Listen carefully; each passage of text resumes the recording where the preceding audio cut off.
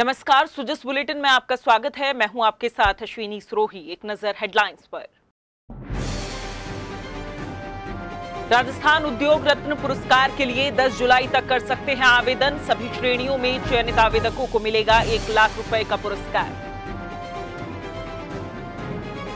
Home guard स्वयंसेवकों को बेहतर सुविधाएं देने के लिए समिति का होगा गठन। मुख्यमंत्री ने किया अनुमोदन। 10 दिन बढ़ाई सरसों की एमएसपी पर खरीद की अवधि। अब 24 जुलाई तक होगी खरीद। प्रदेश के लाखों किसानों को मिलेगा लाभ। उद्योग एवं वाणिज्य विभाग द्वारा राजस्थान उद्योग रत्न पुरस्कार योजना के तहत पात्र उद्यमियों से आवेदन मांगे गए हैं, जिसकी आखिरी तारीख 10 जुलाई 2023 है। सूक्ष्म उद्योग श्रेणी में 4 वर्गों में प्रत्येक में 1, लघु उद्योग श्रेणी में 4 वर्गों में प्रत्येक में 1 और मध्यम उद्योग श्रेणी में 4 वर्गों में प्रत्येक में 1 उद्यमी को पुरस्कार से सम्मानित किया जाएगा। इस प्रकार सूक्ष्म, लघु एवं मध्यम उद्योग श्रेणी में कुल 12 पुरस्कार दिए जाएंगे। इसके साथ ही योजना के तहत हस्तशिल्प रत्न पुरस्कार के तहत एक हस्तशिल्पी और बुनकर रत्न पुरस्कार के तहत एक बुनकर को भी पुरस्कार से सम्मानित किया जाएगा। पुरस्कार के लिए चयनित सभी श्रेणी आवेदकों को राज्य स्तरीय समारोह में 1 लाख रुपए और प्रशस्ति पत्र प्रदान कर सम्मानित किया जाएगा। पुरस्कार के लिए पात्रता, आवेदन पत्र भरने और पुरस्कार योजना की विस्तृत जानकारी उद्योग एवं वाणिज्य विभाग की वेबसाइट पर भी उपलब्ध है। राज्य सरकार द्वारा आयोजित महंगाई राहत कैंप आमजन के जीवन में खुशियों के रंग भर रहे हैं।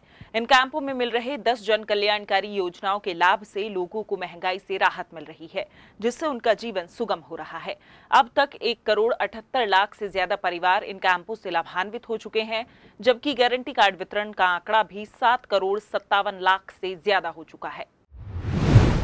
प्रदेश में सरसों की न्यूनतम समर्थन मूल्य यानी एमएसपी पर खरीद अवधि को 14 जुलाई से बढ़ाकर 24 जुलाई 2023 तक किया गया है। राज्य सरकार ने अधिक से अधिक किसानों की समर्थन मूल्य पर खरीद सुनिश्चित करने के लिए भारत सरकार से खरीद अवधि बढ़ाने के लिए आग्रह किया था। इस फैसले से प्रदेश के लाखों किसानों को लाभ मिलेगा। 5 जुलाई तक प्रदेश के 2,44,000 से ज्यादा किसानों से 6,27,700 मीट्रिक टन की सरसों और चने की एमएसपी पर खरीद हुई है, जिसकी राशि 3,392 करोड़ रुपए है। खरीद प्रक्रिया के तहत सरसों बेचान के लिए 2,29,000 किसानों ने पंजीयन कराया है। खरीद अवधि 10 दिन बढ़ने से किसान खरीद केंद्रों पर अपनी उपज का बेचान 24 जुलाई तक कर सकेंगे।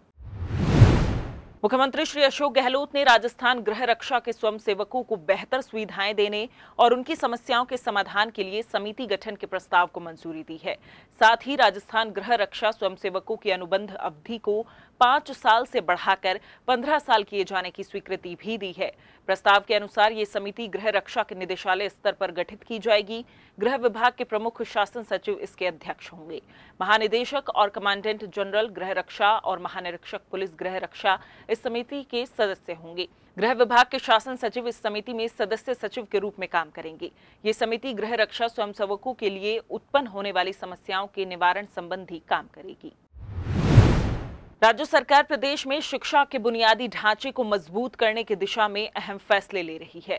मुख्यमंत्री श्री अशोक गहलोत ने प्रदेश के 10 सरकारी यूजी महाविद्यालयों को पीजी में अपग्रेड कर नए विषय खोलने के प्रस्ताव को मंजूरी दी है। साथ ही इन नए विषयों के संचालन के लिए 26 नए पदों के सृजन को भी मंजूरी दी है।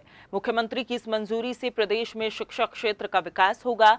विद्यार्थियों को अपने पसंदीदा विषय को पढ़ने के अवसर नजदीक ही मिलेंगे। राज्य सरकार द्वारा प्रदेश में उच्च और गुणवत्तापूर्ण शिक्षा के लिए सुविधाओं का लगातार विस्तार किया जा रहा है। इसी कड़ी में मुख्यमंत्री श्री अशोक गहलोत ने राज्य के 38 कृषि महाविद्यालयों में प्रयोगशाला उपकरणों की खरीद के लिए 13 करोड़ रुपए से ज्यादा के वित्तीय प्रस्ताव का अनुमोदन किया है। मुख्यमंत्री के इस फैसले से कृषि महाविद्यालयों में जरूरी संसाधन और उपकरणों की खरीद हो सकेगी और विद्यार्थियों को शैक्षणिक कार्यों में आसानी होगी। मुख्यमंत्री श्री अशोक गहलोत ने प्रदेश में अनुसूचित जाति के विद्यार्थियों के लिए 5 नए छात्रावासों के भवन निर्माण के लिए 14 करोड़ रुपए के वित्तीय प्रस्ताव को मंजूरी दी है। अलवर के मालाखेड़ा, श्रीगंगानगर के सूरतगढ़, पाली के रायपुर और उदयपुर के कानोड़ में सावित्रीबाई फुले अनुसूचित जाति बालिका छात्रावास और चूरू के जैतासर में डॉक्टर भीमराव अंबेडकर अनुसूचित जाति बालक छात्रावास के लिए नए भवनों का निर्माण किया जाएगा। मुख्यमंत्री श्री अशोक गहलोत ने दिव्यांगों के लिए चलाई जाने वाली अनुदानित शिक्षण संस्थानों को ब्रेल पुस्तकें और खेल सामग्री उपलब्ध कराने के लिए वित्तीय प्रस्ताव को मंजूरी प्रदान की है। इसमें 2 करोड़ रुपए से ज्यादा की लागत आएगी। मुख्यमंत्री के इस संवेदनशील फैसले से ब्रेल पुस्तकों के 700 सेट और सभी श्रेणियों के 7,700 विद्यार्थियों के लिए खेल सामग्री के 1,925 किट उपलब्ध हो सकेंगे। पर्यटन मंत्री श्री विश्वेंद्र सिंह की अध्यक्षता में गुरुवार को सचिवालय में पर्यटन विभाग की बजट घोषणाओं की समीक्षा बैठक आयोजित की गई। उन्होंने कहा कि बजट घोषणाओं का क्रियान्वयन और लंबित मामलों का समय के साथ निस्तारण करना राज्य सरकार की सर्वोच्च प्राथमिकता है। पर्यटन मंत्री ने कहा कि राजस्थान में पर्यटन के विकास की अपार संभावनाएं हैं। राज्य सरकार पर्यटन को बढ़ावा देने के लिए हर संभव प्रयास कर रही है। साथ ही पर्यटन गतिविधियों को बढ़ावा देने के लिए राज्य सरकार द्वारा पर्यटन को उद्योग का दर्जा, नई पर्यटन नीति और पर्यटन विकास कोष की राशि में इजाफा सहित कई महत्वपूर्ण फैसले लिए गए हैं। राजस्थान डोमेस्टिक ट्रैवल मार्ट का तीसरा संस्करण 14 से 16 जुलाई तक जयपुर में आयोजित किया जाएगा। इस बार राजस्थान डोमेस्टिक ट्रैवल मार्ट की थीम सस्टेनेबल टूरिज्म होगी। मार्ट को सफल और यादगार बनाने के लिए पर्यटन विभाग ने अपनी सभी तैयारियां पूरी कर ली हैं। पर्यटन विभाग की प्रमुख शासन सचिव श्रीमती गायत्री राठौड़ ने बताया कि आने वाले सालों में हम घरेलू पर्यटन को उच्च स्तर पर ले जाना चाहते हैं। इस मार्ट में देश भर के ट्रैवल प्लानर और टूर ऑपरेटर पहुंचेंगे। ये डोमेस्टिक ट्रैवल मार्ट होटल मालिकों, ट्रैवल एजेंटों और टूर ऑपरेटर्स सहित देश के ट्रैवल एजेंटों को अपने प्रोडक्ट्स का प्रदर्शन करने के लिए एक मंच प्रदान करेगा। 10 जुलाई से प्रदेश भर में राजीव गांधी ग्रामीण और शहरी ओलंपिक खेलों का आगाज होने जा रहा है। इन खेलों को लेकर प्रदेशवासियों में जबरदस्त उत्साह देखने को मिल रहा है। खिलाड़ी जोरों शोरों से तैयारियों में लगे हुए हैं। ओलंपिक खेलों को लेकर अभ्यास सत्र शुरू हो चुके हैं। वहीं खिलाड़ी भी मैदान पर जमकर पसीना बहा रहे हैं। उदयपुर में भी ओलंपिक खेलों को लेकर खिलाड़ी तैयारियों में जुटे हुए हैं। शहर के गांधी ग्राउंड में खिलाड़ियों ने प्रैक्टिस की। इस दौरान संभागीय प्रभारी अनिल व्यास ने तैयारियों का अवलोकन किया। उन्होंने खिलाड़ियों से मिलकर उनका हौसला बढ़ाया और कहा कि इन खेलों में बेहतरीन प्रदर्शन कर प्रदेश का नाम रोशन करें। हरिदेव जोशी पत्रकारिता और जनसंचार विश्वविद्यालय में एकेडमिक सत्र 2023-24 के लिए विभिन्न पाठ्यक्रमों में प्रवेश की आखिरी तारीख बढ़ाकर 24 जुलाई कर दी गई है। प्रवेश संबंधित पूरी जानकारी और आवेदन पत्र विश्वविद्यालय की वेबसाइट पर उपलब्ध है। विद्यार्थियों को ऑनलाइन ही आवेदन करना है। आपको बता दें कि विद्यार्थी अब पत्रकारिता और जनसंचार में 3 वर्षीय स्नातक पाठ्यक्रम के साथ ही 4 वर्षीय BA ऑनर्स मीडिया स्टडीज भी कर सकते हैं। वहीं आगामी सत्र से PG डिप्लोमा धारकों को 1 साल का MA करने का भी विकल्प मिलेगा। PWD के प्रमुख शासन सचिव श्री वैभव गालरिया ने विभागीय योजनाओं की समीक्षा बैठक ली। इस दौरान उन्होंने निर्देश दिए कि सभी परियोजनाओं की कार्य योजना इस प्रकार से बनाई जाए कि बारिश के कारण कार्य प्रभावित ना हो और समय पर पूरा हो जाए। उन्होंने निर्देश दिए कि निर्माण कार्यों के साथ ही जल संचयन, वृक्षारोपण जैसे कार्य भी इनके समांतर ही पूरे किए जाएं। प्रदेश में 5वें वेतन आयोग के तहत कार्यरत कर्मचारियों और पेंशनर्स को जनवरी 2023 से बढ़ा हुआ महंगाई भत्ता मिलेगा।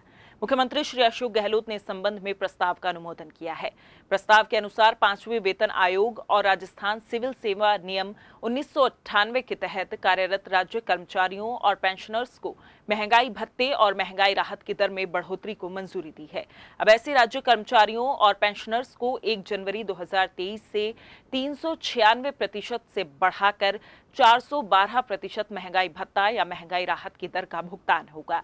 जनवरी 2023 से मार्च 2023 तक की राशि संबंधित कर्मचारियों के सामान्य प्रावधायी निधि खाते में जमा की जाएगी, जबकि पेंशनर्स को जनवरी 2023 से बढ़े हुए महंगाई भत्ते का नकद भुगतान होगा।